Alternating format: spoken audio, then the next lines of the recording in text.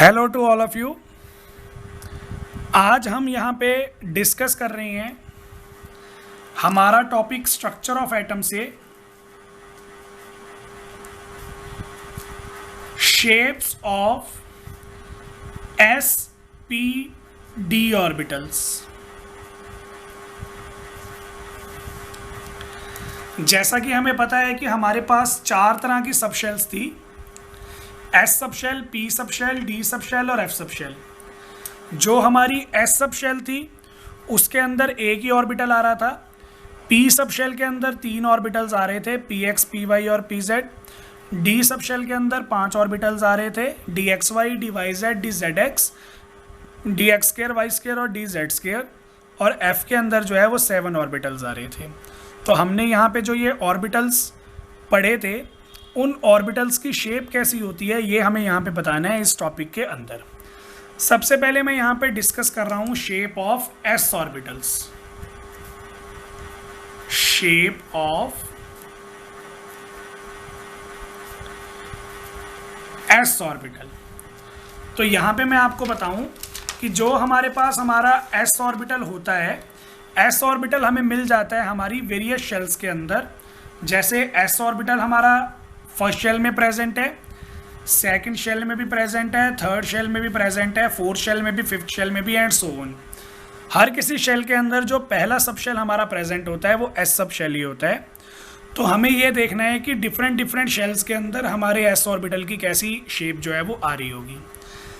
तो ये चीज़ आपको यहाँ पे बाय डिफ़ॉल्ट याद रखनी है कि जो भी हमारा एस ऑर्बिटल होता है, हमारे एस ऑर्बिटल की शेप हमें मिलती है स्फेरिकल शेप। एस ऑर्बिटल जो होता है हमारा उसकी जनरली शेप कैसी होती है? स्फेरिकल, यानी कि फुटबॉल जैसी शेप होती है। अब फुटबॉल जैसी शेप होगी, 3 डायमेंशनल शेप है। जो हमारा पेपर होता है वो होता है 2 डायमेंशनल। तो मैं आपको यहाँ पे पी ऑर्बिटल, एस ऑर्बिटल की शेप जो है वो 3D तो नहीं बना के दिखा सकता। फिर जब मैं स्फीयर को कॉपी पे बनाने की कोशिश करूँगा तो वो एज ए सर्कल ही बनेगा। तो जब मैं यहाँ पे आपको डायग्राम बना के दिखाऊँगा, डायग्राम बनाने के लिए मैं सर्कल ड्रॉ करूँगा। किसी भी बच्चे ने ये नहीं बोलना कि हमारा जो एस ऑर्बिटल होता है उसकी सर्कुलर शेप होती है।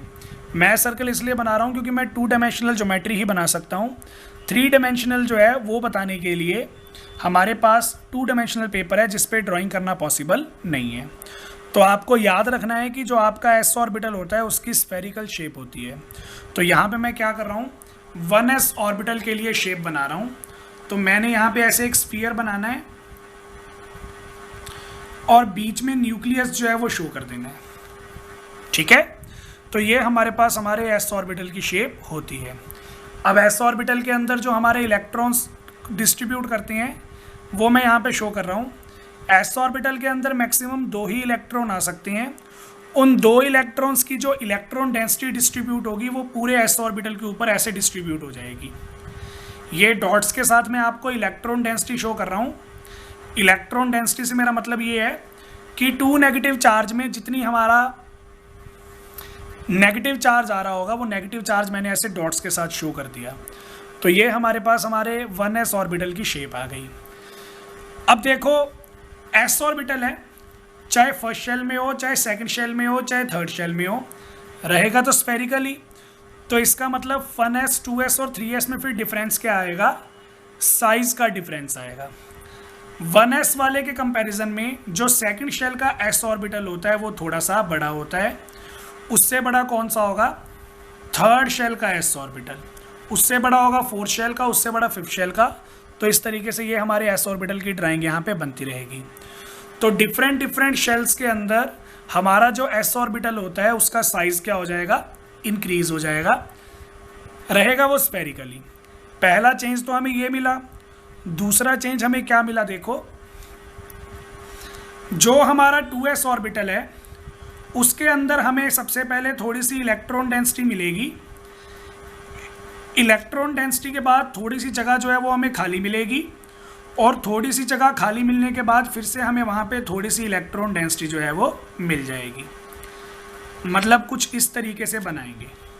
ठीक है, तो अगर आप ध्यान से देखो, यहाँ पे मैं दूसरे पेन से हाईलाइट कर देता हूँ। अगर आप यहाँ पे ध्यान से देखोगे तो मैंने इस रीजन के अंदर इलेक्ट्रॉन डेंसिटी फिल की हुई है और उसके बाद इस रीजन के अंदर इलेक्ट्रॉन डेंसिटी फिल की हुई है। 2s के अंदर हमारे पास एक रीजन ऐसा आ रहा है जहाँ पे मैंने इलेक्ट्रॉन डेंसिटी को शो ही नहीं किया, तो वो रीजन जहाँ पे हम इलेक्ट्रॉन डेंसिटी को शो नहीं करते वहाँ पे इलेक्ट्रॉन्स के मिलने की प्रोबेबिलिटी होती है 0, और ऐसे रीजन्स को हम क्या बोलते हैं, नोड बोलते हैं। तो इसका मतलब हमारे s ऑर्बिटल के अंदर या 2s ऑर्बिटल के अंदर एक नोड जो है वो प्रेजेंट है। 1s के अंदर हर जगह पे इलेक्ट्रॉन मिलने की प्रोबेबिलिटी थी कुछ ना कुछ, कोई भी रीजन ऐसा नहीं था जहाँ पे इलेक्ट्रॉन मिलने की प्रोबेबिलिटी 0 होगी। इसका मतलब 1s के अंदर कोई नोड नहीं होती, लेकिन 2s के अंदर एक नोड प्रेजेंट होती है। वैसे ही जब मैं 3s के लिए आपको इलेक्ट्रॉन डेंसिटी का डायग्राम शो करूँगा तो क्या देखेंगे आप, शुरू में आपको थोड़ी सी इलेक्ट्रॉन डेंसिटी मिलेगी, फिर आपको मिलेगी आपकी खाली जगह, फिर आपको थोड़ी सी इलेक्ट्रॉन डेंसिटी मिलेगी, फिर आपको मिलेगी खाली जगह, और फिर यहाँ पे आपको इलेक्ट्रॉन डेंसिटी मिलेगी। यानी कि हमारे 3s ऑर्बिटल के अंदर 2 रीजन आपको ऐसे मिलेंगे जिनके अंदर इलेक्ट्रॉन मिलने की प्रोबेबिलिटी क्या होगी, 0, और इसलिए 3s के अंदर कितने नोड्स एग्जिस्ट करेंगे, 2 नोड्स एग्जिस्ट करेंगे। तो हमारे पास डिफरेंट शेल्स के जो s ऑर्बिटल होते हैं वो 2 बातों में डिफर कर रहे हैं। जब हम प्रिंसिपल क्वांटम नंबर की वैल्यू इंक्रीज करते हैं तो हमारे s ऑर्बिटल का साइज जो है वो इंक्रीज हो जाएगा। उसके साथ साथ जैसे जैसे हमारा प्रिंसिपल क्वांटम नंबर इंक्रीज हो रहा है तो हमारे सब शेल्स के पास इलेक्ट्रॉन ना मिलने वाला रीजन जो है वो डेवलप हो रहा है, यानी कि नोड डेवलप हो रही है। इन जनरल हमारे पास कोई भी हमारा ns ऑर्बिटल होगा, मतलब कोई भी प्रिंसिपल क्वांटम नंबर वाला s ऑर्बिटल होगा, तो उसके लिए हमारे पास n-1 नोड्स एग्जिस्ट करेंगे ही करेंगे। फॉर एग्जांपल n की वैल्यू मैं 3 पुट कर दूं तो 3s के लिए मेरे पास कितनी नोड्स आ जाएंगी, 3-1 2 नोड्स आ जाएंगी, जैसा कि मैंने यहाँ पे शो भी किया। अगर मेरे पास मेरा कोई एटम होता जिसमें 10s ऑर्बिटल में पढ़ रहा होता, 10th शेल का s ऑर्बिटल, तो उसके अंदर कितनी नोड्स आएंगी, 10-1 9 नोड्स आपको मिलेंगी ही मिलेंगी। ठीक है, तो जब भी हमारा प्रिंसिपल क्वांटम नंबर इंक्रीज होता है हमारे s ऑर्बिटल का साइज इंक्रीज होगा, उसके अंदर नंबर ऑफ नोड्स इंक्रीज होंगी, उसके अंदर एनर्जी भी इंक्रीज हो जाएगी। तीनों s ऑर्बिटल्स में से हाईएस्ट एनर्जी वाला कौन होगा, 3s, क्योंकि उसका जो प्रिंसिपल क्वांटम नंबर है वो सबसे बड़ा है। तो जैसे जैसे हमारे s ऑर्बिटल के लिए प्रिंसिपल क्वांटम नंबर इंक्रीज होगा वैसे वैसे ही उसकी एनर्जी भी क्या हो जाएगी, इंक्रीज हो जाएगी। अब एनर्जी और स्टेबिलिटी जो होते हैं वो एक दूसरे के इन्वर्सली प्रोपोर्शनल होते हैं, तो अगर एनर्जी इंक्रीज होगी तो इसका मतलब स्टेबिलिटी जो है वो डिक्रीज हो जाएगी। तो ये था हमारे पास हमारा s ऑर्बिटल्स का कंसेप्ट। नेक्स्ट फिर हमारे पास आ जाते हैं हमारे p ऑर्बिटल्स। तो शेप ऑफ p ऑर्बिटल्स। अब देखो p ऑर्बिटल जो हमारे पास होते हैं वो 3 टाइप के होते हैं। एक तो होता है हमारा px, एक होता है हमारा py और एक होता है हमारा pz। तो ये तीनों ऑर्बिटल्स की शेप जो है वो मुझे यहाँ पे बना के दिखानी है। ठीक है, अब देखो 3 टाइप के ऑर्बिटल हैं और जो हमारा p सब शेल होता है वो पहली बार हमें देखने के लिए मिलता है 2p के अंदर, उसके बाद फिर आता है वो 3p में, फिर आता है 4p में, फिर 5p में एंड सो ऑन, फिर वो चलता रहेगा।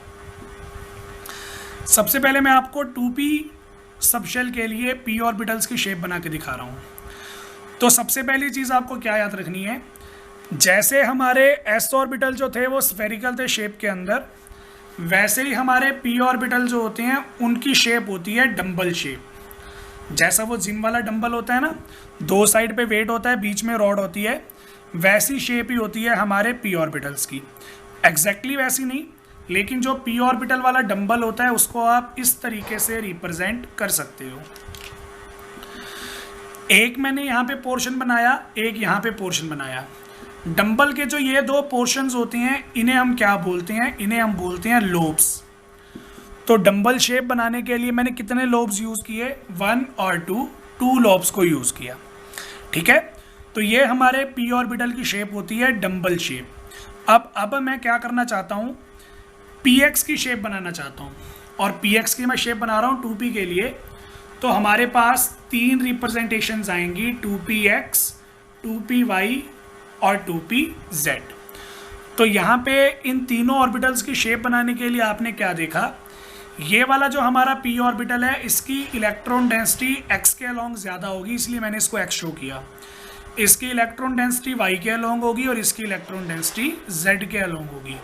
तो हमारे पास हमारे p ऑर्बिटल की शेप क्या आएगी,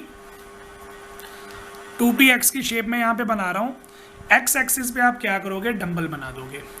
अगर आप x एक्सिस पे डंबल बना रहे हो तो वो किसकी शेप आ जाएगी, 2px की। अगर आप y एक्सिस पे डंबल बनाओगे तो वो हमारी शेप आ जाएगी 2py की।